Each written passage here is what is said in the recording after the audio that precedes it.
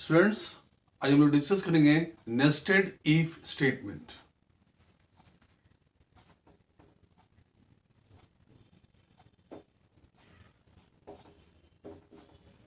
Nested if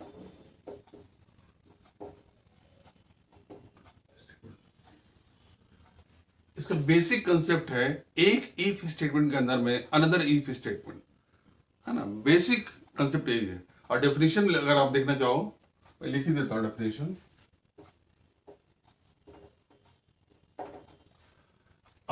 nested if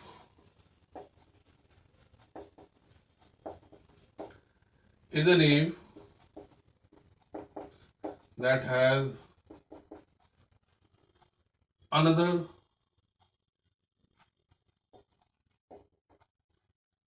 if in its if body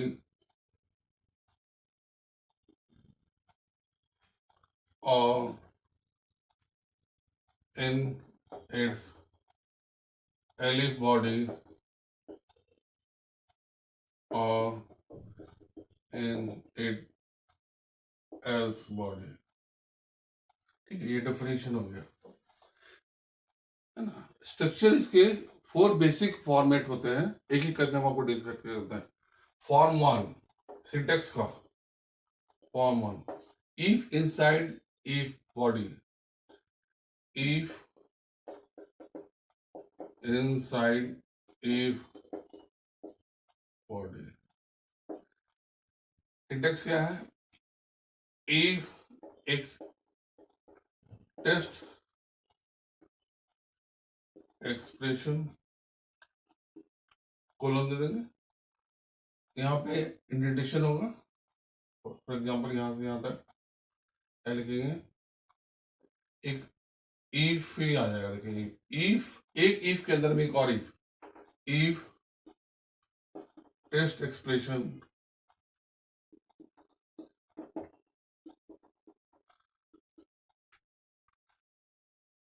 indentation ले लेंगे इसका,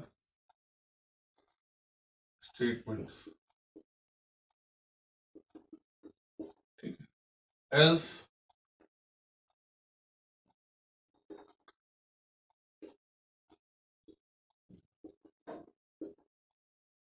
इसके निकल गया एलिफ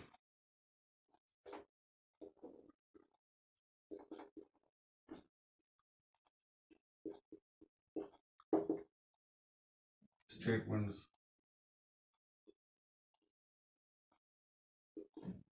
इंडेंटेशन है जैसा, है ना। एल्स स्टेट, ठीक है। ये आपका फर्स्ट फॉर्मेट। ये जो आपका बॉडी है ई फिल का, ये वाला, ये अगर यहां भी हो सकता है, एलिफ में भी आ सकता है और एस में भी आता है। डेफिनेशन देखिए, a nested if is an if that has another if in its if body। another if है, if इसका बॉडी है, या यहाँ हो या यहाँ हो या यहाँ हो। इसलिए हम एक एग्जांपल में बता दूंगा हूँ। सेकंड फॉर्म जो है form 2, if inside the elif body, if inside elif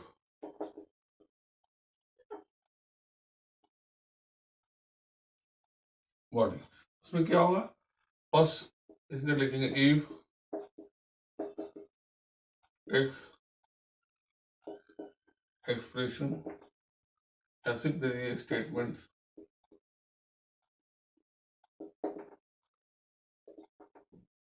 notation, elif, ये देखिए यहाँ एलिफ टेस्ट एक्सप्रेशन इसके अंदर में आ जाएगा। If test expression statements else,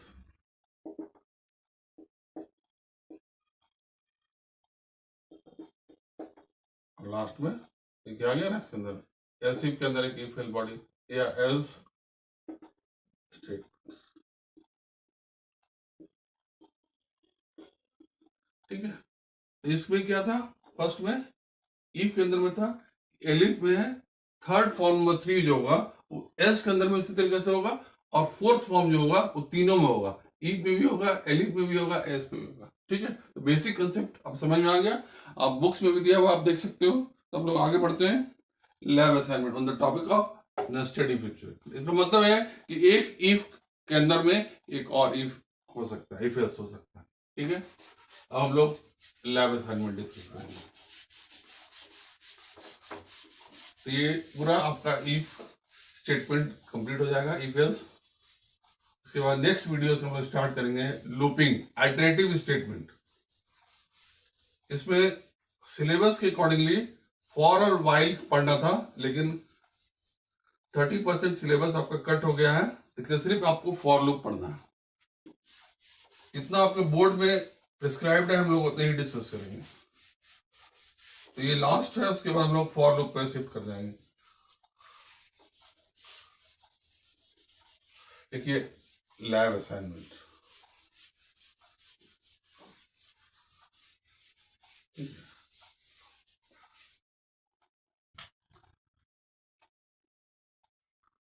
lab assignment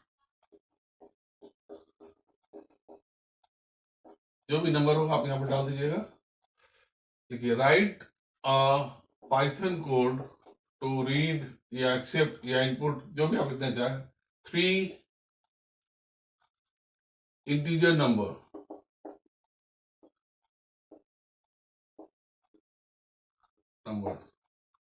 print them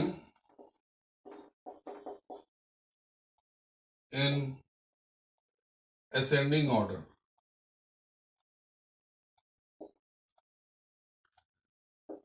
बढ़ते हुए क्रम में इसको अरेंज करना है। ठीक है, तो हम कोड स्टार्ट करेंगे। कोड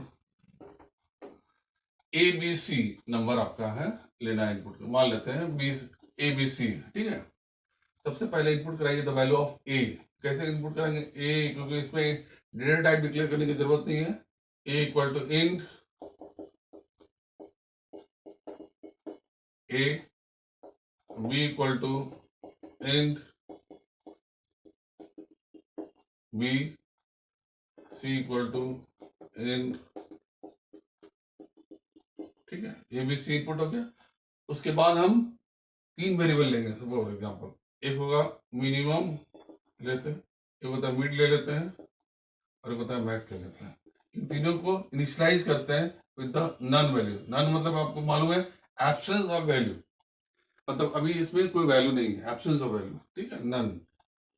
नॉर्मली हम लोग सी प्लस जावा में 0 देते हैं, इसमें नन देते हैं। ठीक है, अब लोग कंपेरिजन स्टार्ट करेंगे। 3 वेरिएबल है ए बी सी। लॉजिक को समझिए, अगर हम देते हैं यहाँ पर कंडीशन लिखते हैं if A is less than B and, और नहीं एंड, दोनों कंडीशन ट्रू होना चाहिए। A less than C, A B से छोटा है और ए सी से भी छोटा है। अगर कंडीशन हमारा ट्रू हो गया तो ए द, ये क्या हो जाएगा, मिनिमम हो जाएगा। अब नेक्स्ट इंडिकेशन यहां से इफ ए हट गया, मिनिमम पता चल गया हमको। अब हम बी और सी में कंफर्म करेंगे मिड, मिड कौन सा, लिखेंगे बी लेस देन सी। अगर ये कंडीशन ट्रू है तो बी मिड हो जाएगा, लिखेंगे नीचे min comma mid comma max equal to, पहले मिनिमम में क्या आएगा, ए आएगा, उसके बाद बी आया, उसके बाद सी आया। एल्स, इसका एल्स पार्ट क्या हो जाएगा, मिनिमम मिड मैक्स। ये तो स्मॉल होगा इस ब्लॉक के लिए। अब अगर ये कंडीशन फॉल्स होगा तो नेचुरली क्या हो जाएगा, सी मिड हो जाएगा, सी कॉमा बी। ये फर्स्ट ब्लॉक आपका कंप्लीट हो गया। उसके बाद नेक्स्ट लिखेंगे इफ एलिफ, यहाँ लिख देते एलिफ, एलिफ क्या कंडीशन होगा, एलिफ में एक हम लोग देख चुके हैं। अब हम बी को लेते हैं, बी को लेंगे, है ना, मिनिमम लेंगे। देखेंगे if B is less than C and B less than A.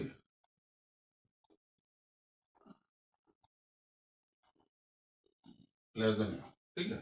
दोनों ही, अगर ये कंडीशन ट्रू है that means B is the smallest number, minimum number हो जाएगा। अब अगर B को हटा दें, मतलब मिनिमम हटा दिए, अब मिड और मैक्स में फाइनल करना है, तो C लेस देन A। अगर ये कंडीशन ट्रू होगा तो क्या हो जाएगा, लिखेंगे min mid max equal to, minimum कौन सा है, B है, मिनिमम है। C क्या हो जाएगा, मिड हो जाएगा, A मैक्सिमम हो जाएगा। एल्स इसका इफ है, एल्स यहाँ लिखेंगे मिन मिड इक्वल टू बी, तो स्मॉलेस्ट है ही। अब देखिए कंडीशन फॉल्स होगा तो ए मिड हो जाएगा, तो ए कॉमा सी हो जाएगा। अब लास्ट में थर्ड पॉइंट एल्स, तो ये जब आएगा तो ए हमारा स्मॉलेस्ट हो चुका है इस ब्लॉक में, चेक हो गया, बी चेक हो चुका है, नेचुरली इसमें बाय डिफॉल्ट सी स्मॉलेस्ट होगा ही, तो उसको चेक करने की जरूरत नहीं है, सिंपली डायरेक्ट आ जाइए इफ। अब हम क्या करेंगे, ए और बी में कब करें, if A is less than B, अगर ये कंडीशन ट्रू होगा, क्योंकि सी बाय डिफॉल्ट यहाँ स्मॉलेस्ट हो गया, मिड हो, मिन हो गया, मिनिमम, ठीक है। अगर ये कंडीशन ट्रू होगा तब क्या हो जाएगा, min comma mid comma max equal to minimum हमारा क्या, सी तो है ही, मिड क्या हो जाएगा, ए कंडीशन हो जाएगा, ए हो जाएगा और बी हो जाएगा, एल्स मिनिमम मिड सी वाला, ये कंडीशन फॉल्स होगा तो बी मिड हो जाएगा, ठीक है। अब इसको प्रिंट कर दीजिए, print numbers in ascending order, minimum mid, clear है। तो आपका एक एक टॉपिक, एक एक क्वेश्चन में डिस्कस किए हैं इफ के सारे 4 ब्लॉक्स में। अब नेक्स्ट वीडियो हम लोग स्टार्ट करेंगे फॉर लूप से, ये बहुत इंपॉर्टेंट है, इससे आउटपुट के क्वेश्चन बहुत आते हैं एग्जाम में फॉर लूप से, ठीक है।